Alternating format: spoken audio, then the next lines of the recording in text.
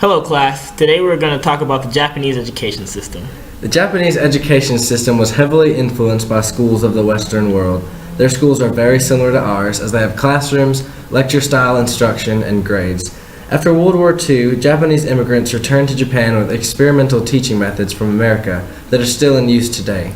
The years are divided up into primary school, which contains grades 1 through 6, lower secondary, which contains years 7 through 9, and upper secondary, which contains years 10 through 12, as well as college and university, which can be split into public or private. Although Japanese schools are very similar to American ones in design and courses, the emphasis and purpose of the two differ greatly. America's elementary school's focus varies drastically from Japanese primary school focus. The U.S.'s middle and high school are meant to prepare a student for high school and college, respectively, whereas lower and upper secondary school's main focus is preparing students for the extremely difficult and important entrance exams.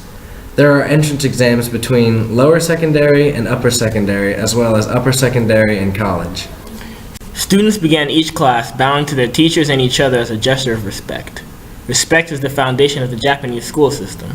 One of the main goals of elementary school teachers is to form the students into model citizens.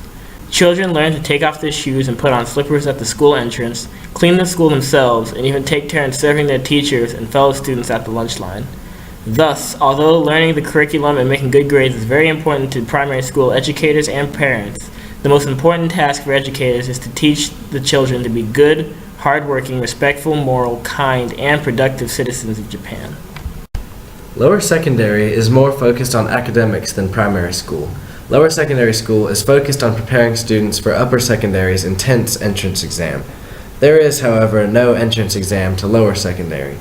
When it comes to high school entrance exams, junior high school students often get one shot to pass an exam for each high school. If they do poorly, they may have to settle for a different high school. Upper secondary. First of all, how do students even get to their school? Japanese high school students do not drive cars. Many either walk or ride bicycles if the distance is not too great.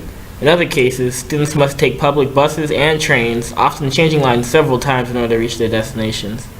It is not uncommon for students to spend 2 or more hours each day on public transportation. Once at school, students stay in their homeroom classrooms for most of the school day while the teachers move from room to room, operating out of a central teacher's room.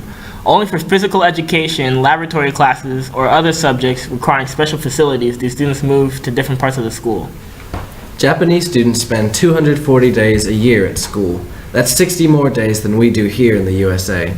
Students in academic high schools typically take 3 years each of the following subjects: mathematics, social studies, Japanese, science, and English. Other subjects include physical education, music, art, and moral studies. Extracurricular activities are required in Japanese schools and can range from athletic clubs like basketball and kendo to social clubs like newspaper and yearbook. Besides developing the knowledge and character of the students, upper secondary school's main task is preparing the students for the university's entrance exams. These exams are quite difficult, and university admissions are fiercely competitive, so students spend most of their entire third year of high school doing nothing but studying for these exams and have lessons specifically structured around the entrance exam questions. Finally, we have university and college.